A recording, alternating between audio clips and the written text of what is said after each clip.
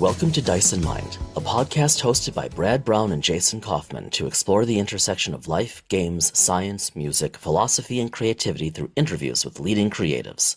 All are welcome in this space.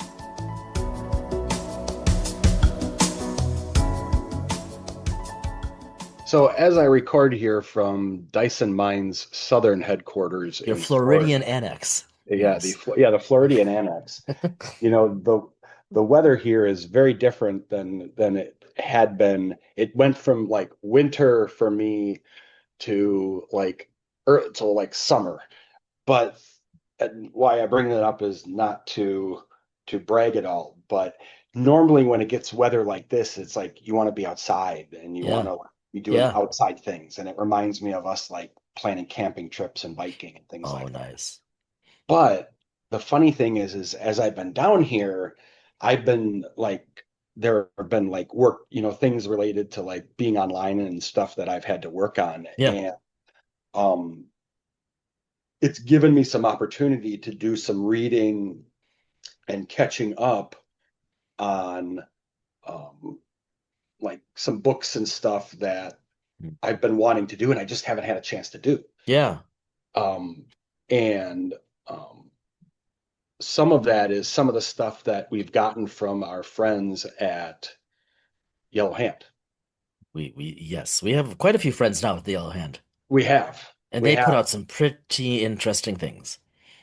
and our friend Al Spader, um, Mm-hmm. the man, the myth, the legend, Mm-hmm. introduced us to someone who we're going to meet tonight Yeah. um, to talk with, who is one of the founding members of Mm-hmm. IAM, Jay Sojdelius. Sojdelius. Yep. So, um, and Jay, fascinating. Thank you for joining It was a us. really This fun conversation. really fun. Like we knew, I mean, we know a number of the writers and designers now at the Yellow Hand, and we know Al. And so there was never really a question in my mind that, okay, if Al Spader is recommending we talk to someone, then not only is this probably a pretty competent individual, but they're probably a pretty darn decent individual too. Um, and because everyone at the Yellow Hand whom we know is like that. And I will say Jay did not disappoint on either of those metrics. Had he not been suffering from some serious jet lag, we easily would have kept him a couple hours. Yeah. Oh, Yeah, we could have kept chatting just get warmed in. Yeah, we were just getting warmed up. yeah, for such a long time. And he was very, very um, appreciative of um, the time he took with us, just coming back from his trip to visit and Yeah, we chat. definitely appreciate it. It was as you'll hear in a moment, it was a fun discussion. And of course, we had our 15 minutes beforehand, although we are getting better. We are getting better at recording right away instead of getting into things before we click record. But then of course, then we kept talking with him as we typically do with our guests after we hit record. So we will definitely have to have Jay, and others of his team back on. They are really well. I mean, you'll hear some of this in the discussion we have in a moment, but they are really up to something at the Yellow Hand. Oh, Don't you think? yeah, and it's just I think we'll talk more about this. I don't want to give too much away, but just in the amount of time that they have just popped on gaming radar, um, the So amount rapidly. of quality, Hmm. the quality of product and the quantity of quality product that And is the conceptual diversity of their yes. games, maybe more than any other RPG company we've seen so far. I mean, we at this point we know people at a bunch of these companies, and they're all really interesting companies with great products, great game lines. But the Yellow Hand is just their line is really divergent. And I know offline Jay shared some of their plans with us, and those plans are even more uniquely divergent. So I think what we're saying, Brad, is for our audience, like the Yellow Hand is one of those gaming companies you definitely want to watch. And you should totally keep back Simulacrum on Kickstarter, by the way. Yeah. Yeah. If and I imagine for those who are regular listeners of our podcast, all five of you plus Brian, Yep. um, if you probably already have Yellow Hand on your radar. If you're new Hmm. to the podcast, or if Yellow Hand isn't on your radar It yet, should be. it probably it should be one, and it probably will be after you listen to this episode. Yeah. So with that, we should go over to the episode. Absolutely.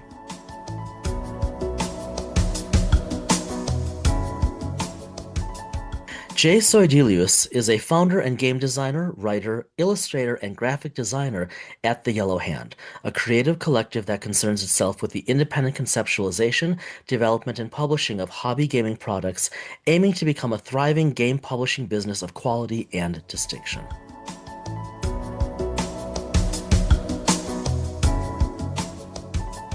Jay, thanks for joining us tonight. I am really excited. We have been a fan of Yellow Hand and the products. We've had Quite some time. our friend Al Spader on, and finally now get to have you join us. And very excited to talk about um, some of your projects and the history of Of the you company, with hopefully. the Yeah. company and what you've got going on and everything. So thank you again. It's truly an honor and a pleasure to have you with us tonight. Mhm. Yeah, thanks for having me. So, So Brad, so I'm sorry. Who? Al Spader? Who's that? yeah. I don't know either. So Yeah. yeah. Okay. I just want to make Just sure. some guy Okay. who's Nice to meet I you. No, think just he appears sort of like the Sasquatch in the forests of Maine. a mythical creature. right. Yes. Rarely seen. Yes, Mm. he's Okay. mythical. The mythical Al. So, So oh, you go go ahead. ahead, Jason. Go I was ahead. just gonna say, Jay, you were nice enough to send us to look over Simulacrum more than human. And I have to say, I'm a sucker for like near future tech oriented everything, right? And not necessarily, but sometimes dystopian. But excuse me, as I was flipping through this, it's it it's like just a beautiful looking game. Yeah. Like the more I flipped through, the more I was pulled into the world. Like No, just thank you. like it just content to like flip through to read like, the RPG is lit. Even like maybe someday I'll play it, but right now I just want to be in it. And I'm just because Al introduced us around Simulacrum, maybe we could start there. Just like why this game? Why now? How did this come about? Um, well, I feel like I should start with saying that I'm a genre guy. Hmm. I like genres, and I have some. I'm typically not a very rigid guy, intellectually, but when it comes to genres, I kind of am, and I'm a little bit of a purist. So I like to, and this goes for my gaming experiences too. I like for them to touch on typical aspects of a genre, and this goes for the writing, the gaming experience, the system design, but especially the graphic design. And one thing that has always kind of bugged me about it's better now for sure, but back in the day when I started, and I won't age myself, but you can probably figure it out. A lot of the RPGs had none of the flavor that was typical to genres. I mean, a game like Bushido would look exactly the same as Aftermath, and they happen to be Okay. by the same publisher, but Yeah. still, there was almost nothing that you could gain or no feel that you could get from flipping through them, and that's something that at the very least I'm trying to do with the stuff that I'm doing and that the Yellow Hand is doing to infuse the games with a feel that is authentic to a certain genre.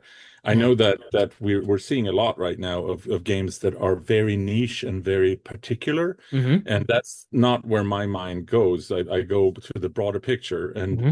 Cyberpunk, which Simulacrum is a cyberpunk game, ostensibly, that's a genre that, if I had to pick my favorite three or four genres, it would be in there. Yeah. I would probably pick that over, even though I'm a sci-fi nerd, I would pick cyberpunk over pure sci-fi.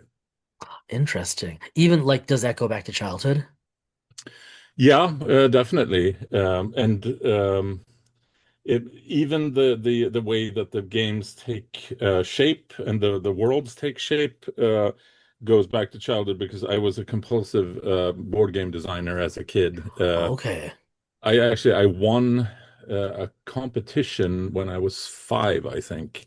It was just a lottery, but I won first prize, which was a board game of Cool. a very popular TV show in Sweden back then. I don't know if you had it here. It was called The Elephant Boy, and it Hmm. was this Indian boy who rode elephants and who was sort of a kind of a Tarzan character, but Yeah. in miniature.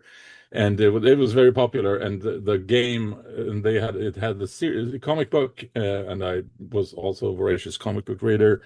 And so I won the game, and from being a comic book fan to playing that game, it opened all sorts of creative avenues for me, and I started kind of customizing the game immediately and trying to shape it to something, Neat. to an experience that I liked. And so that's been the whole kind of um, uh, putting together words, images, and design. That was kind of always like the main drive for me.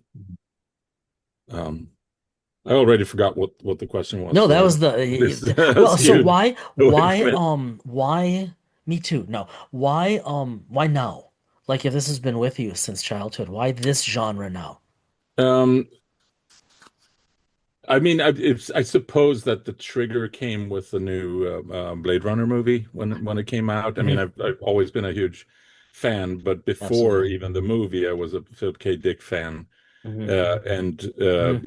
I continued to read his works for inspiration. And I Nice. think that I think he might be a little underrated as a writer, but he's Yeah. certainly not very polished as a writer. But more than anything, he's an ideas man, and reading.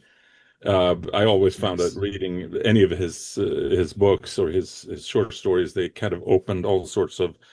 of creative thoughts and ideas of what you could combine and what you could do with the setting and characters and things like that. So the new Blade Runner movie, or well, it's not very new anymore, but the one with Ryan Gosling kind of set that 2049. off. Yeah, and I actually started, and I've done this a couple times now. I actually started with a board game Huh. that I developed, and it was strictly Blade Runner themed, and we play tested it a little bit, and it seemed fun. But I felt like anybody can do board games. There's plenty of board games out there. I figured that one thing that I could do that Hmm. would be somewhat unique would be to also have an RPG to That's very to cool. accompany it. So started with a Blade Runner board game, and then from there, certain things fell into place. Like for instance, the setting as one single city, divided up into different sectors. Those were originally board game pieces that you could combine in any kind of Okay. combination. So that it lends itself to structuring an RPG pretty well, and did this before um, with another game called Draconicus that was released a couple of years ago. Mm. Started with a board game and then went into the role-playing game afterwards to kind of add depth to it. And Hmm. I'm thinking that, a board game is probably an easier step into the Sure. RPG world. If you play Yeah. it and you think that the setting seems fun, Hmm. then the RPG is there for you to kind of dig into and find more detail and extend the experience into a more kind of narrative realm. So the board game was triggered by the new Blade Runner movie, and That's cool. that in turn, influenced the RPG very much. So, Simulacrum, which I will now say correctly after about 30 years of error. Thank you for that. I don't So, know if that's the correct way well, to we're say it, gonna go with honestly. it. As far as we're concerned tonight, you're right. So it's your game. We'll call it whatever you want. Except for Al, because he says sentience wrong, but that's okay. Um, so, Simulacrum, I mean this as the highest compliment. Going through the core rule book, to me, it is very evocative of things like Worlds of Android. Hmm. Which I just hold in really high esteem. And looking through yours, it's just like, oh yeah, this is another immersive near future cyberpunk world. Okay, so the what intrigues me is you are not air quotes merely lead writer on the game though. You're credited also under design and layout and art.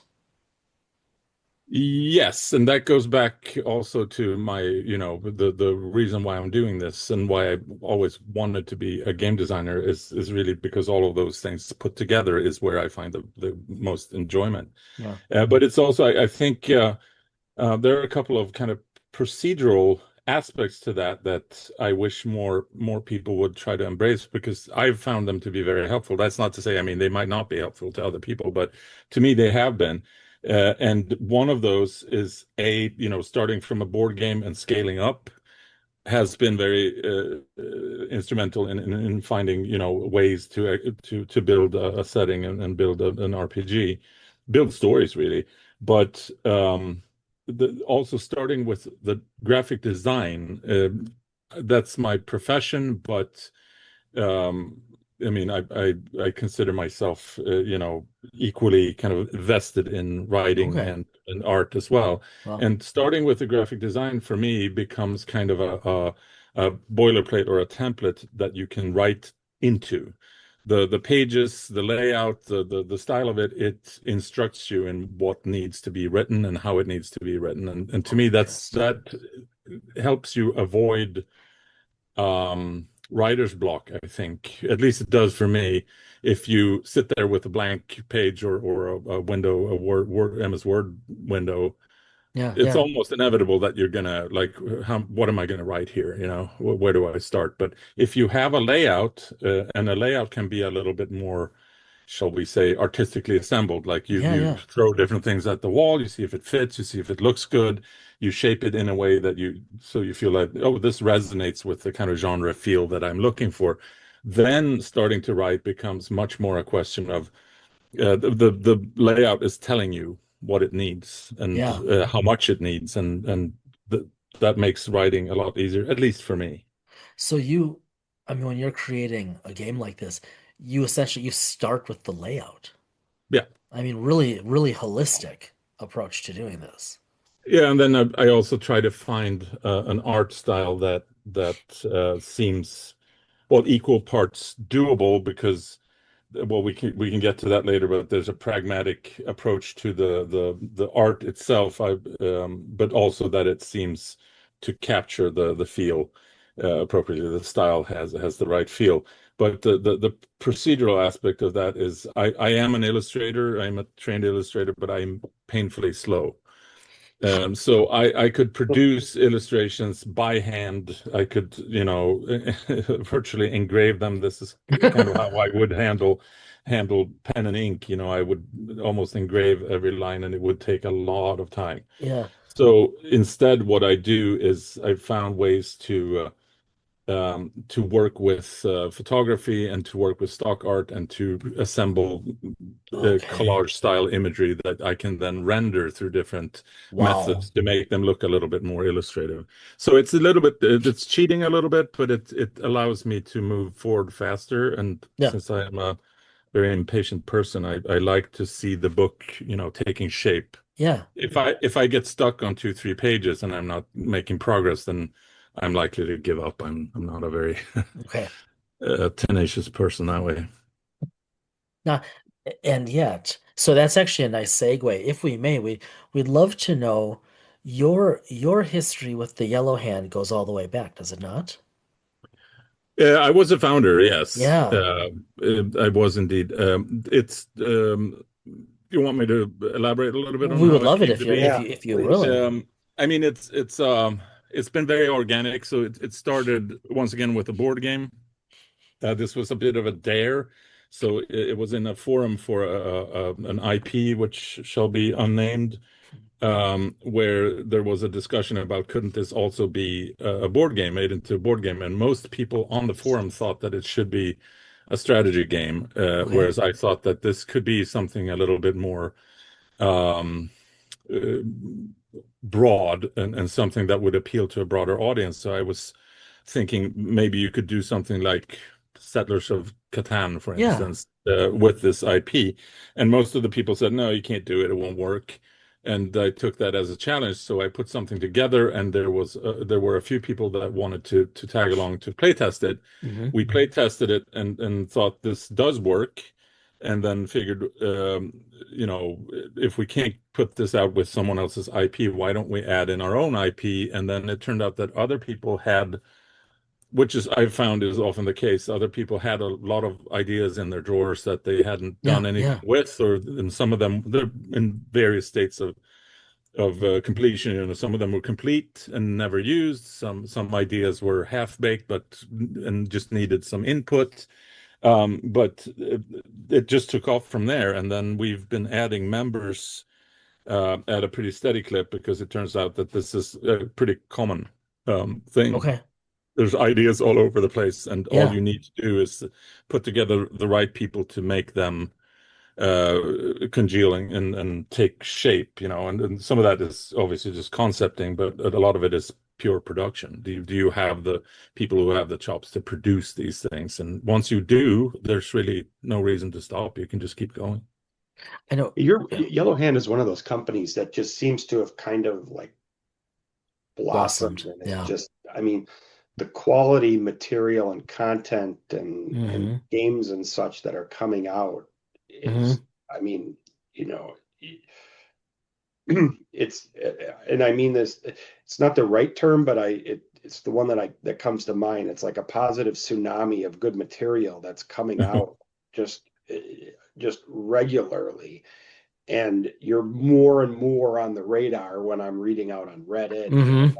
areas. It's just all positive press coming out. So That's that's very encouraging to hear because I tend to be oblivious to those things, so I don't pick up on Probably healthier signals that like way. that. it's Yeah. Yeah. it's good. That's a good thing. And as much as people say any press is good press, I don't necessarily buy that.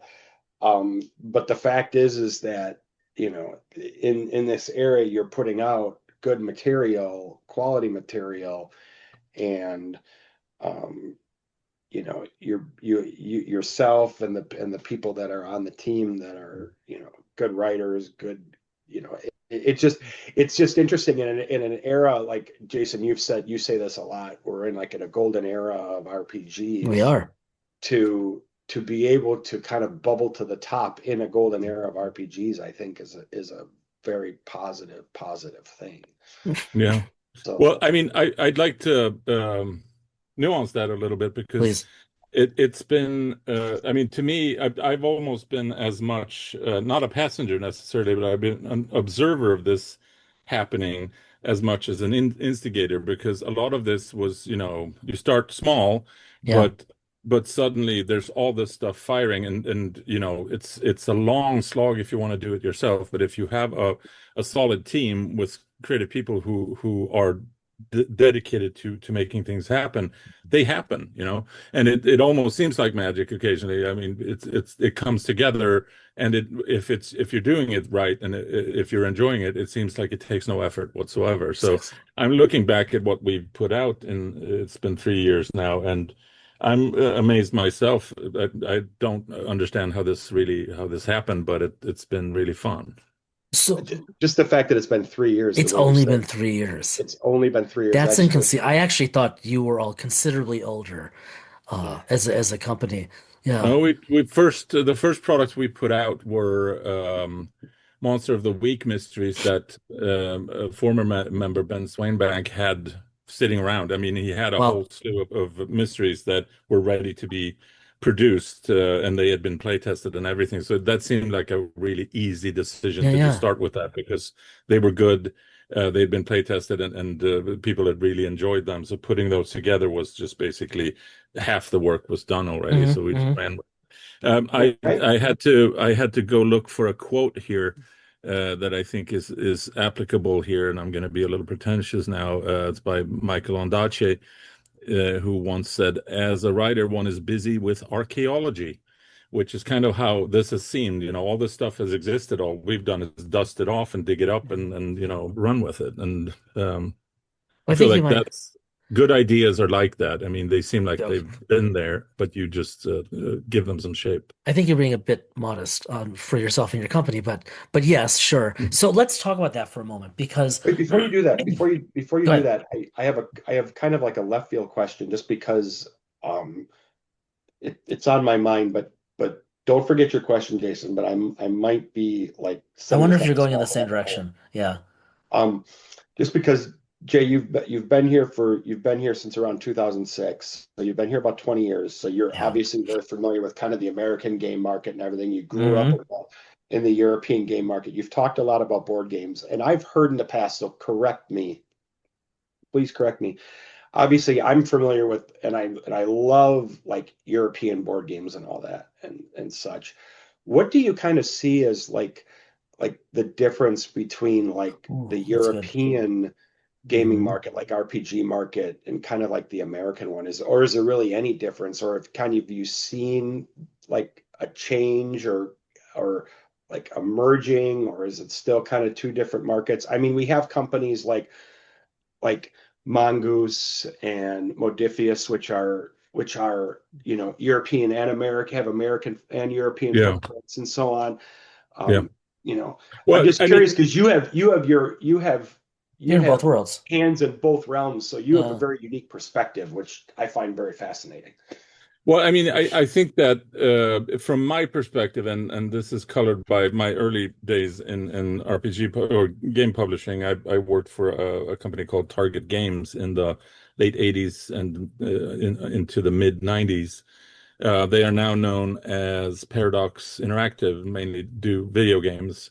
Okay. And they've changed owners, and there's been some, mergers and acquisitions in between. But this was a game company that brought role-playing games to Sweden and really Scandinavia as a whole. And in fact, the market was at that point was so so big and so lucrative that their net sales were actually competing with some of the larger, obviously not TSR, Yeah. but with some of the mid-sized Wow. and lower level large publishers in the US, and that's not per Wow. capita; it was net sales. So it's always been a very Interesting. fertile market, and the thing that very quickly happened there was a desire to be more like the American games, for sure. So whatever, quaintness or whatever, Scandinavian character those games had Yeah. to begin with, I tend to look at was more like immaturity. It wasn't so much culturally influenced as it was by the fact that these games were in Sweden, at least, were looked upon as toys. They were sold in toy stores. And in Interesting. fact, the Oh. early RPGs had a format that was, I think we would call that zine size today, Yeah. Yeah. but they were sold in boxes with dice inside, and they were half size of what we're looking at now today, and Hmm. they were sold as toys and viewed as toys. So it took a long Interesting. time for that market to kind of migrate and grow and evolve into something that is definitely more compatible with what the American games were then. And I think that what we're seeing now, it does seem to me like it's a conflux of a lot of things, but mainly I think we see the production values across the board really being a lot higher Yeah. now, to the point where a lot of games actually do look almost like art books, and Yeah. Yeah. that's not Absolutely. something that I'm necessarily a huge fan of, because I'm a designer, so I do like well-designed books, but to me they're things to be used. They're Right. tools for storytelling. So if they Right. sit on the shelf because they're pretty, like coffee table books, they Right. lay on the coffee table, then I feel like they're missing Yeah. their true purpose. So, related question here. So Brad and I are often always interested in the business models of the various RPG companies. And the Yellow Hand, like you said, you have a seemingly rapidly growing cast and crew, and like looking through the list online, like we know several of you guys, right? From the podcast and other things. And so like just the handful of people with the Yellow Hand who we know, like they're really strong, creative writers, designers, etc. And Absolutely, assuming yeah. they're right, they're representative, of course, of the whole crew. That's really impressive. And yet at the same time, as you're growing, I noticed online the Yellow Hand describes itself in part as a Creative Commons of sort. Yeah, it's a collective, yeah. And Yeah, that does reflect the business model, yes, because I mean this is still I consider this a bit of a trial balloon still. It's yeah, or you might call it an incubator. So we've done it in a couple steps. Let's call it three steps. The first step was to see if we could even work together and produce stuff that was, fun to play. And number two, the step number two was is there a market? Can we put this out there? Is there a way for us to sell this stuff?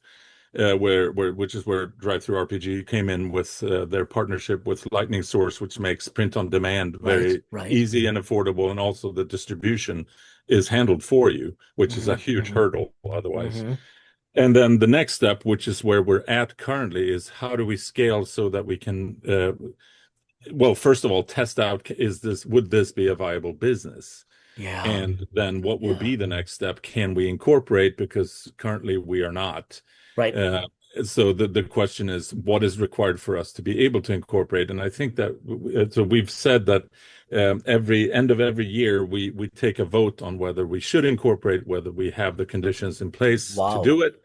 But we've found so far that we can't really say that we do. And I think that one of the trigger points will be when we need to hire somebody, then it's a natural step that we would need to incorporate.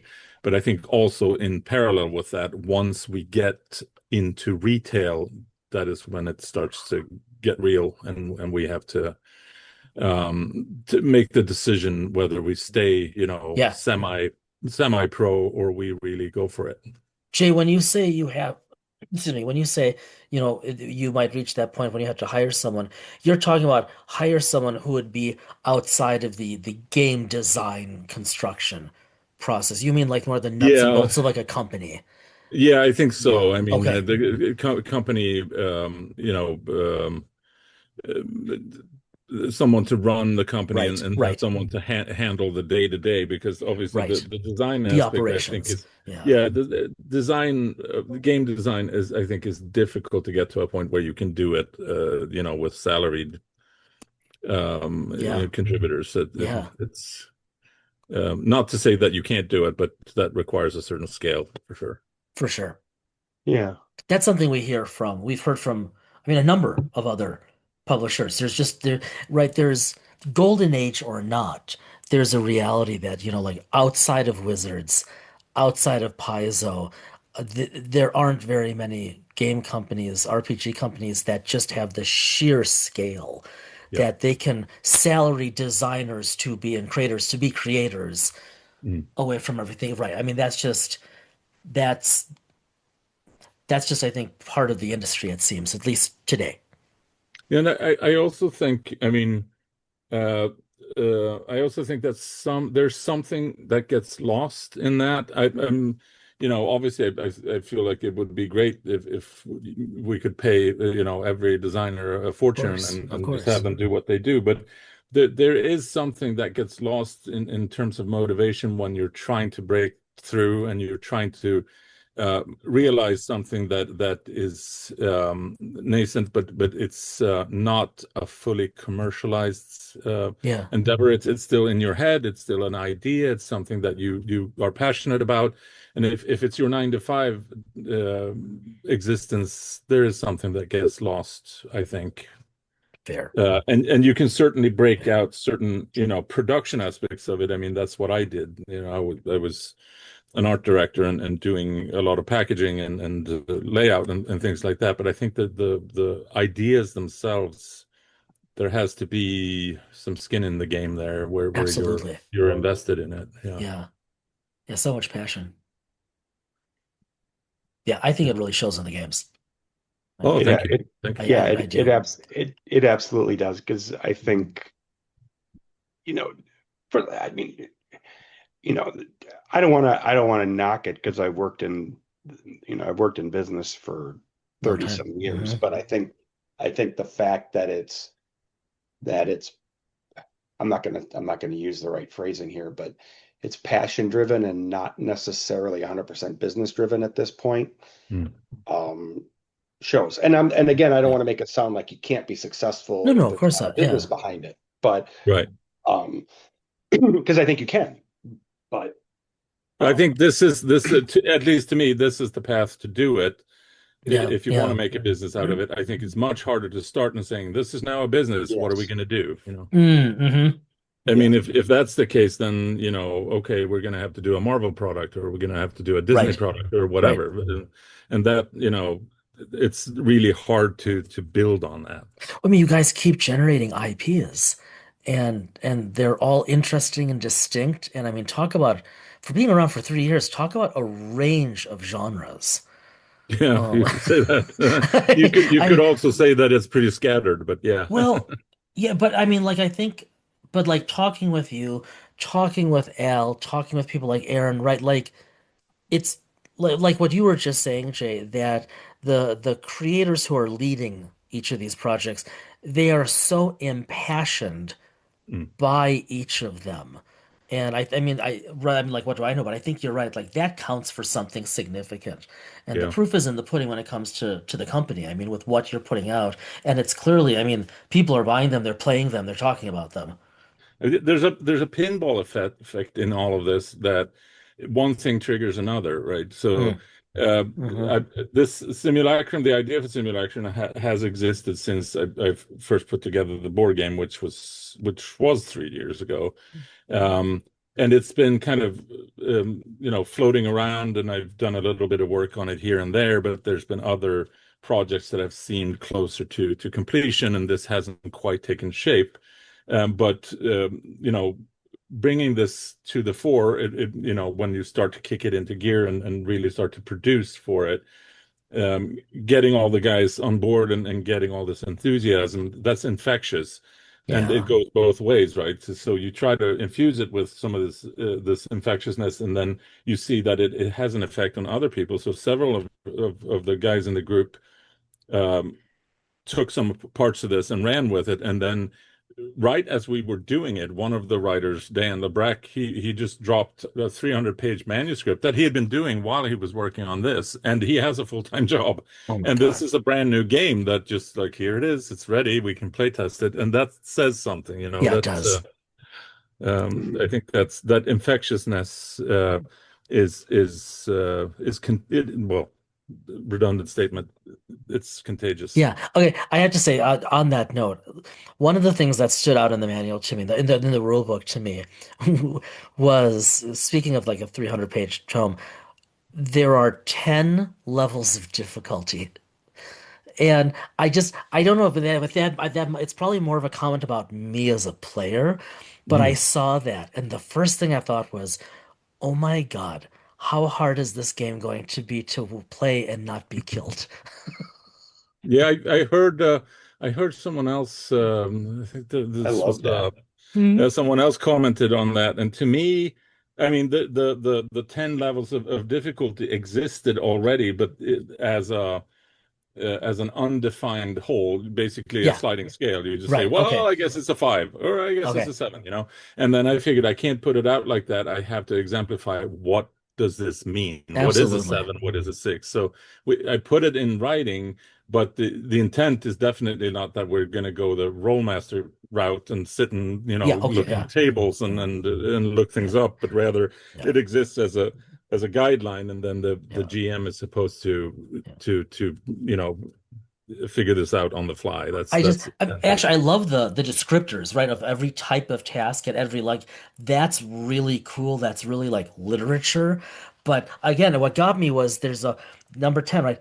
Impossible tasks. And something about me like masochistically appreciates that. Like go ahead and roll for an impossible task. Yeah.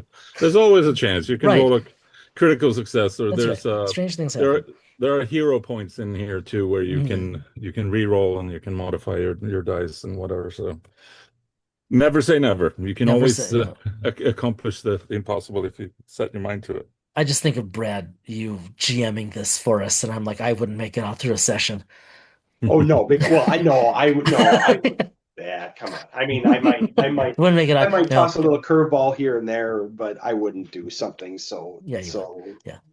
maybe I Well, would. it's I think on a system level, it's also paired with an output quality indicator. So your die result, I mean, it's not just a difficulty measure. Your die result can also become that very difficulty rating because if you think about using Yeah. a skill in a game to produce something, it has to have some sort of measure of quality. And if you use the same scale, That's then cool.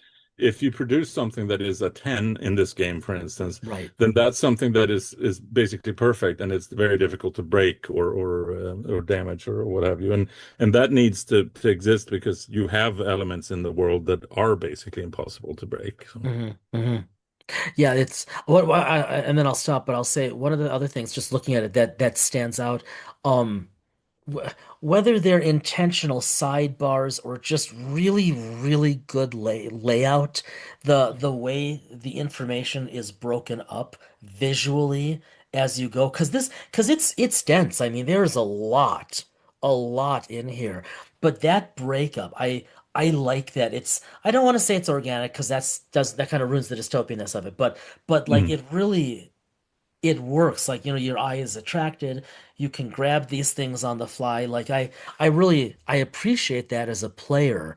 mm. Um, I think it And yet just, yeah, it's the cool. core rules are only about 10 pages. So I think Fair. the impression that it's dense is more like there's a lot packed into Yeah, those 10 pages.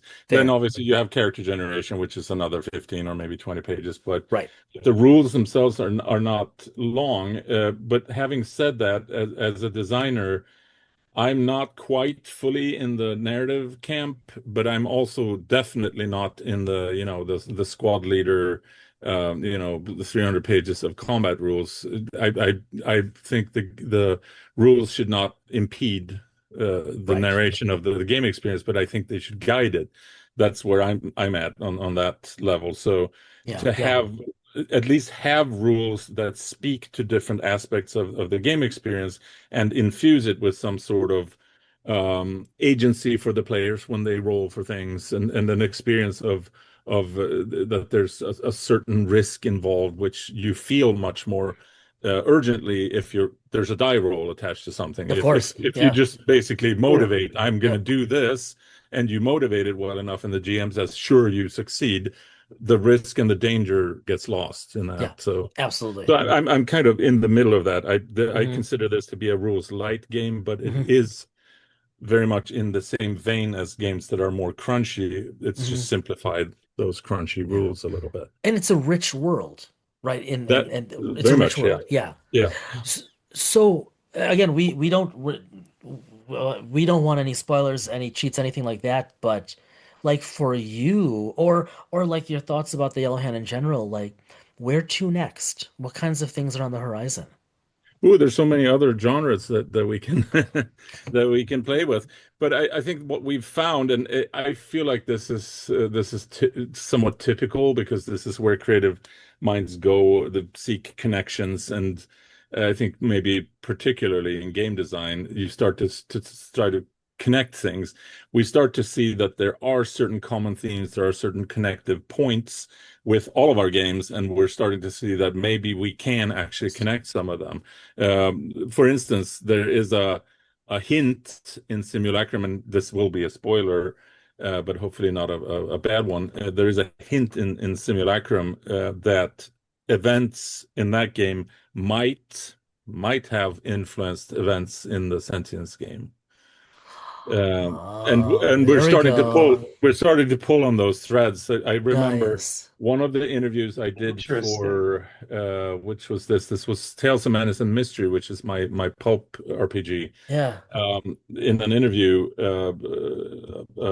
someone asked because they were aware of Draconicus, which is the fantasy role-playing game that I started with. They started asking, they are sharing the same system. Could you join them together? And I kind of enjoyed that thought because you have a fantasy RPG, then you have a pulp RPG. Could a sorcerer from the Middle Ages have traveled to the 1930s and show up in New York and start causing mayhem?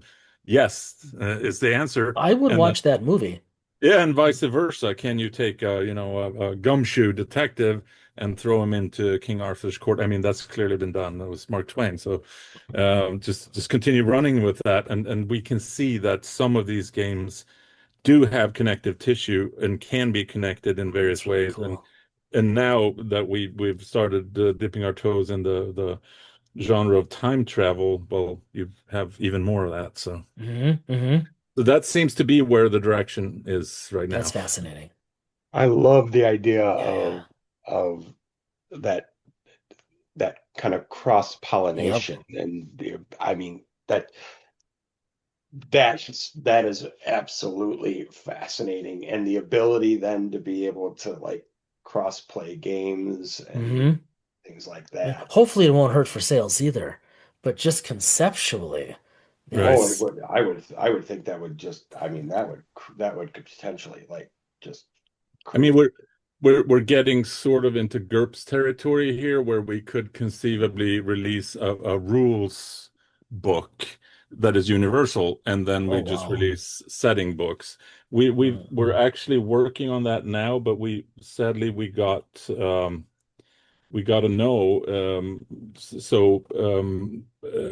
Two of our previous games have been based on Modiphius's 2D20 system. Oh yeah. Sentience was one of those, Right. and they came Right. out of the World Builders program of Hmm. Modiphius. And one other game that came out of that is a fantasy game by Jeremy Gipton, who is a member of the group. And we thought that the whole system lends itself if we're going to adapt that system, it lends itself to many different flavors of fantasy Right. role playing. So why don't we release that as a rule set, and then we have different fantasy worlds that you could use it with. Unfortunately, that was not where Modiphius wanted us to go with that license. So it looks like what we're going to do is we're going to release the rules, which are virtually finished, and an appendix that contains the world, and this will be the Eris world that was part of Jeremy's original game. But we can then do more incarnations of that, where we can slot a different world into the same rule set, basically. Okay. Oh, nice. Neat. Neat. Hey, before we wrap it up, I have to ask, so with everything you have going on, you know, do you have time to do any gaming yourself? And if you do, what kind of gaming do you do? No, it's play testing is is what it is. That's really it these days, huh? Fair. Yeah. Yeah, and obviously if we can, we jump into play tests with each other's games Uh, where we can. But I've kind of I shouldn't say that I've abandoned gaming, but I've long started considering games as artifacts that have their own value. Obviously, the real value of the game happens at the table. But given that I'm a production oriented guy, and I do graphic design and all of that stuff, I have shelves of more games than my wife would like me to display. Let's just say it that way. And I am a somewhat compulsive, collector at this point, where I appreciate the games as artifacts, and I can kind of sense what it would be like to play them, and I simply don't have time to actually play them. Brad has I never felt more seen in his life. I feel, oh, wow. I You wow. were just professionally, officially validated, my friend. I feel I have never, this favorite episode ever Ever, as of right right? now. Yes, absolutely favorite episode ever. And I have just found the new phrasing. I can appreciate them as artifacts. I am going to Yeah. use that. No, That is, seriously though, we're going to talk about that. yeah, Yeah, you and I are going to talk about that. because that Mhm. is actually, because I actually do the same thing. Mhm. I have, now I can't show it here because I'm in a different state, but I could show you my shelf of books and my At shelf home, of there's board so games. much. Yeah. So, but that we could do that on That's another as episode. a, We'll have I to think have you back there's again. a point where it borders on hoarding, and then maybe it's not that's where important. We got, Doesn't mean where we need to stop, Right. but that's a fluid border. Right. We'll call an intervention. That's right. Yeah. That's a Yeah. gray area. Yeah. Jay, thanks so much for taking time with us this evening, Well, thank especially you. with you coming off of jet lag and all that. Yeah. No, actually, not too bad. I had my coffee, so This was it's doing just a all right. delight. Thank you. Yeah, absolutely. Thank you again. Thank you.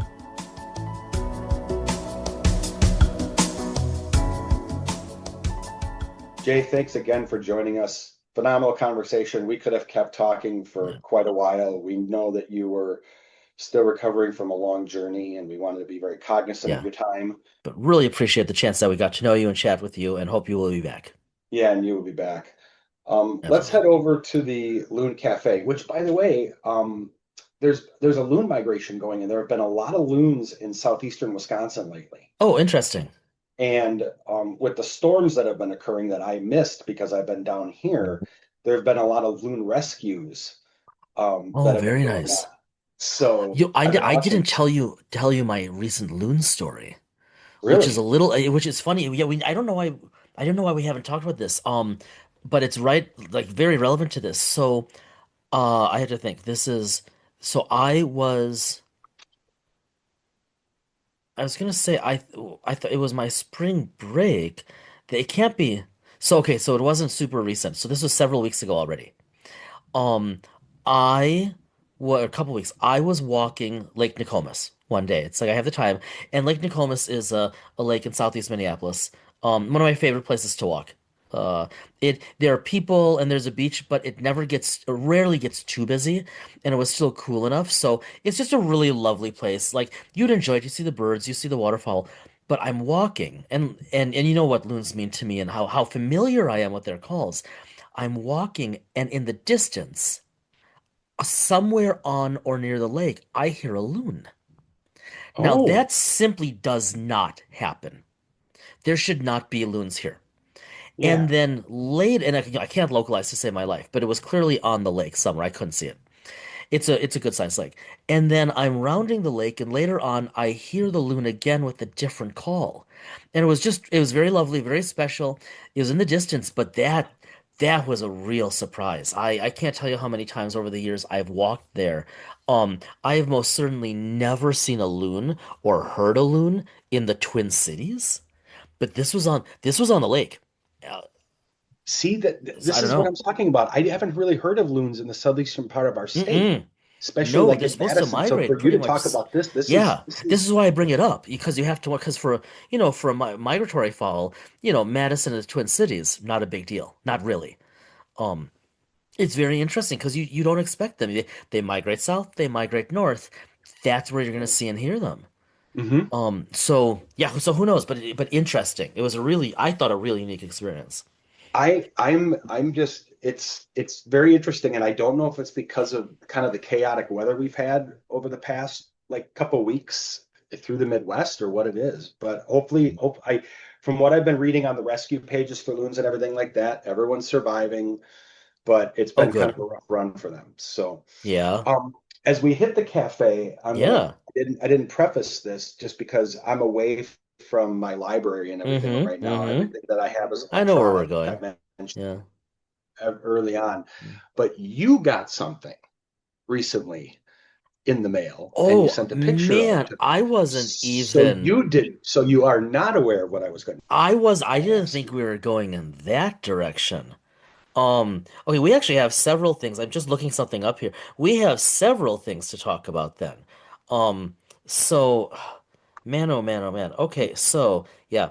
Um, yes, I back in February, I had to be one of the earlier pre-orderers for the Star Trek Adventure Second Edition Species campaign guide. Um, uh, I had heard a bit, I'd heard a bit in the winds.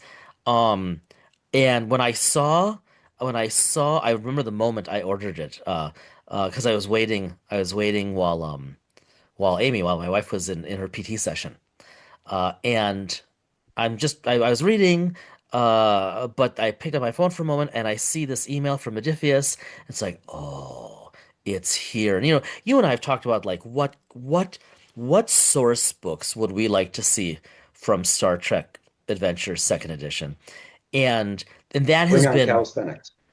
well, Klingon Calisthenics, I have to assume it's coming, right? Today is a I think good so. day I to really do. stretch. Jim Johnson has not out and out denied that there would be a Yeah, Klingon calisthenics source he book. has not said no. Exactly. He Right. has not said He's yes. not said no. Right. So you're saying there's a chance. Hmm. Um, but so I got it, and now I have spent very little time. I flipped through it twice. I spent very little time reading it, in part because we haven't played in quite some time. And I will say, I our the STA game in which I'm playing has been on pause for the past month or so. Our GM has rightfully been busy. So hopefully that's going to be picking up in the coming weeks. But meanwhile, I've started to kind of jones a bit again for the game. So I haven't given this book, the Species Campaign Guide, I haven't given this source book the attention it needs yet. But oh man, it's so beautifully done. It is all of these species, and so you open it up, and for each species. Oh, and of course, I read like the intro sections, which are just very well done in terms of the ethos of IDIC and Star Trek and diversity and species and what to like how to do this in your game. I've not yet read the brief instructions on how to create your own species. That'll be fun. But for each species, it's a two-page layout. The left hand has basically the species stats Yeah. and traits and other things like that. And then the right page for the species, it's all lit. It's all culture, history, story, etc. It's really it's one of those things. It's one of the short list of source books you and I have wanted for the game. Yes. Highly recommended. Now Yes. you have one waiting for you when you get At back home. to home. Yeah. Yes. I think I do. Although I haven't gotten my shipment notice, or at least I don't. Maybe I have. I just haven't really looked. Really? Oh, you should. Because I've Yeah. had mine for what, a week? Yeah. Now, Um, what I mean, there has been more on my desk, so to speak, lately, but we'll come back to that. What's been on your no, desk? I want to know because, like I said, I've been You've been a little um, out of it because you've been traveling and visiting family. yeah, because I left, as this drops on Yeah, Monday, I mean, you were literally on the road. the 20th, Yeah. I arrived here a week ago Yeah. on the 13th of Yeah. April. So Yeah. I'm without my library and I'll be here for another week and then be back in Yeah. at Dyson Mine, Wisconsin headquarters. Right. Um, but what Well, else are you so you talking got it about? too. So not quite a week ago, I think like 6 days ago, give or take. We received, because we're backers, we received, uh-huh. We Oh, haven't we because you've been traveling, we have not spent any time talking about this, but it's been on my mind daily. We received the uh full preprint PDF of the Pioneer RPG core rule book. Um, without most art because it's not done yet. Uh, but they were kind enough to send all the backers the PDF, and it looks glorious. I I it really I did page through it last night real briefly before I crashed for the evening to sleep. Nice. And um it It looks is incredible, to be it honest. does. It really does. Even in Oh, its 90% completion form. It and is. the bits of art, and like you read the like just the placeholder text for each of the art images that are coming. And you can tell, I mean, Mongoose is doing something pretty special with this one. And we know because we've talked to their lead, but um it is glorious. Now, I typically, as you know, I make it a point, I really don't get into the PDFs of my books. I really wait and I save it. So I'm gonna wait. I'm not gonna get into it until August, but it's phenomenal. And then, of course, in the background, Artemis 2 had a gloriously successful mission around the moon and back in real Yes. life. And so So, well, I'll tell you something off air. I'm not going to make this public because I don't think I'm going to do it. And if I consider doing it, I wouldn't make it public. I'll tell you something that's been on my mind off air. But that mission and like with Pioneer's core rulebook in the background, um, it made me think for the first time about a writing project, which I don't intend to pursue, but But something that interested you? it surprised me that I found myself over a few days thinking, I kind of want to do this. I don't know how, but I Oh, kind of want to do this. And I'm not going to, but I'll have to bounce it off of you. So yeah, there's been a lot on the desks as of late between Pioneer and being just so enamored. I mean, I spent all of last week following Artemis. Like 2 Mondays ago, no, last Monday this time, I I just stayed home and worked from home so I could watch the mission live. well, It's you and incredible. I watched a lot of this So much. on NASA TV, and we Yep, texted through a lot of this. yep. It was a Dr. Aaron Peterson was doing the same thing. He yes. was, what, how did he put it to me? I leave Mission Control up in the background as my ASMR. Oh, jeez, that's fantastic, Yeah. awesome. Yeah, So you and I were talking yeah, a lot about the mission. And then my friend John was into it. And it was just a glorious moving thing. And then to get the Pioneer core rule book. I Oh, will say man. I am a little disappointed in myself being down here that there Mm. was a launch this morning. I did not get up. I was up too late with Mira last night talking. So I Uh, watched the New Glenn 3. but yes, but guess where I'm located? Did you see it? I could have, but I slept through it. It was early. I know. And I from couldn't get up where in I'm time. sitting, and Yeah. people aren't going to see this, from where I'm sitting, if I point from right here and You're look look out that window I you're showed looking you east. and look up in the air, You I probably would would have have seen seen it. it. I would have seen it because in 2024, Amazing. I saw a launch. I've seen launches from here before Amazing. because I'm about 60 miles from there. Did you watch the did so after I got up as I was waiting for coffee, I skipped through the live stream that had just finished. And Yeah. glorious, perfect My mom launch. was up and said that she Oh, watched it. oh. And the funny thing is I was up at 6:30 and I'm like, "Oh, I should get up to watch it." And I was laying there and I'm like, "Oh, I should get up to watch it." And the next thing you know, it was like 8, 9 o'clock. I passed back out. I couldn't. I had to sleep. I'm fairly sleep deprived this past week. I could not. And that's I couldn't. acceptable. Me, I had Hmm. an actual visual to Yes. be able I to see I would have the been up there. freaking Yeah. vapor trail of it. Well, look, you know what? We're 320 feet tall, just about 2 feet shy of Artemis. You're not helping. Massive You're 7 meter wide fairing. not Um, helping. well, but we've already talked. You and I are going to get tickets for you and I are going to go to a launch in the next Oh year or yeah. two. Oh yeah. Because Either literally for yeah, we can crash literally, here yeah. and it takes an hour and 10 to Get get to the over Space there. Coast. That's right. You know, You and I are going to get tickets and to see either three or four if I or had both. more time here, I Yeah. would drive over myself just to get pictures, just to because I've been over to that area, even because to get in there and to like take the tour and all that, it's like $70. Oh, Um, I'll pay. I'll pay for oh, us I would both. too, but when I've Oh, gone with like the family and all yeah. that, when it would have been like 200-300 bucks, Yeah, no, my younger that's a kids lot. That's and yeah. they had no interest, whereas I would. I You and haven't. I going on our own, absolutely. Yeah. But I would drive over there and park off to the side Yeah. where they have a shuttle shell and Oh, right. SRVs and all of that. They Oh have all that. man. And I park off to the side and you can see the models. You can see model. See, I haven't been there since the 80s. Yeah, they have all of this out there.